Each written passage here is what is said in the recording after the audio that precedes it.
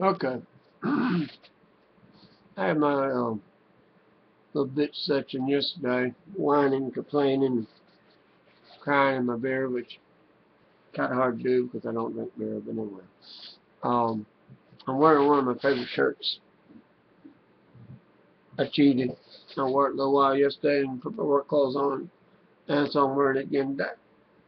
Um, but yeah, I had my little bitch section yesterday, and so today I just wanted to come back with a little bit of reflection because though I do have my moments where I'm a titty baby, I I do come back and I realize that it could be a whole hell of a lot worse.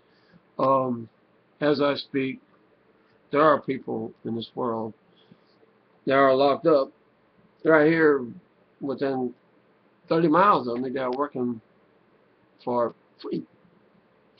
Um,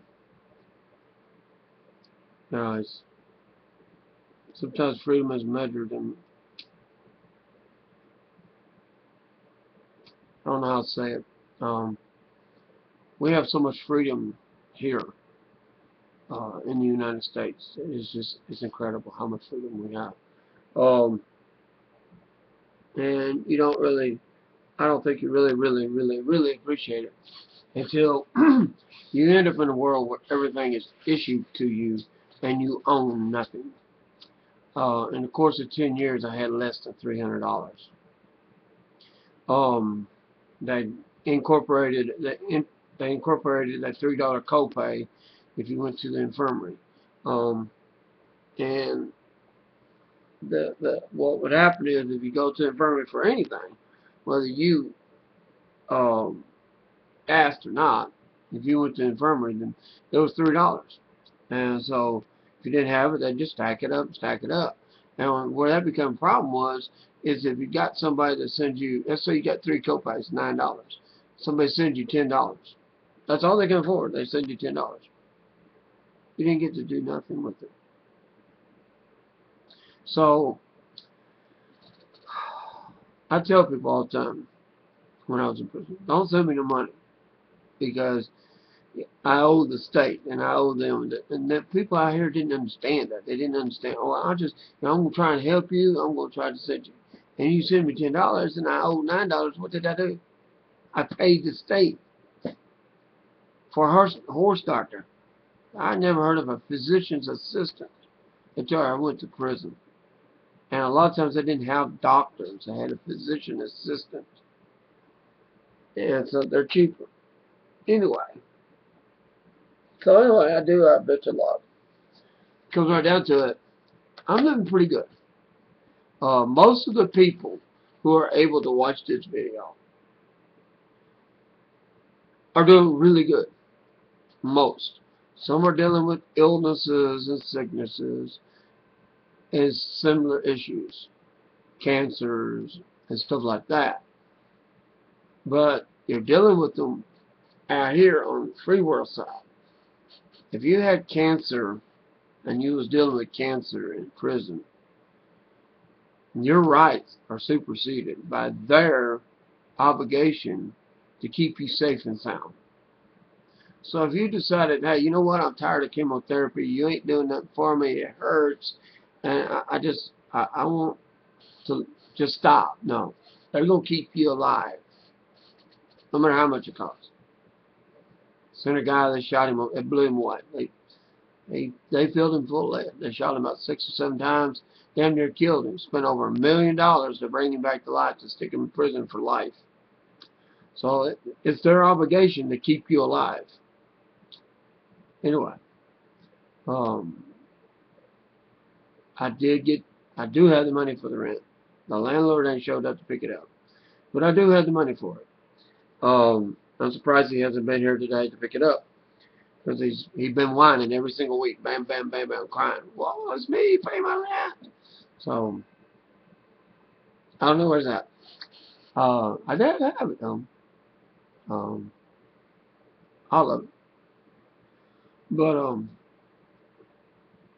you know, I'm sitting here wishing I had soda. Uh, I had $10. Yeah. a soda's expensive beer. So anyway, um, like I said, I can bitch and moan and groan, but when the sun goes down, it's I'm in a better spot than I could be. There are people who can't watch videos because they can't afford internet. There are people who can't make a phone call because they can't afford a phone. And I'm not just talking about a phone, I'm talking about the infrastructure that supports the phone. Your cell phone doesn't work by itself. Um, some of my science fiction that I'm writing, Captain Toes, he's going to be visiting Earth after, we'll call it,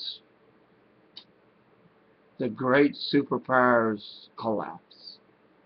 I guess, something like that. Anyway, all the superpowers in the world have collapsed.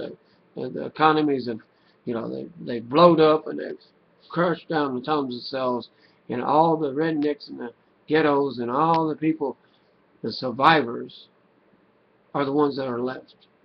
And sure, there's some skyscrapers and there's some airports, and but as far as corporations worth billions of dollars, they don't exist. There's more of a barter system. It's more of a survival system. The, all the gang wars and drug wars, the minor shit. Because if you get in a situation where you're fighting for survival, hell, that shit is useless. You don't give a shit about that. If you go over there and play with your damn cocaine, snort you a little extra. You know? Because, yeah, when the world ends, it's not going to be a poof, the lights go out. It's going to be an economic end, and people are going to start getting hungry. Dogs and cats are going to start getting hungry.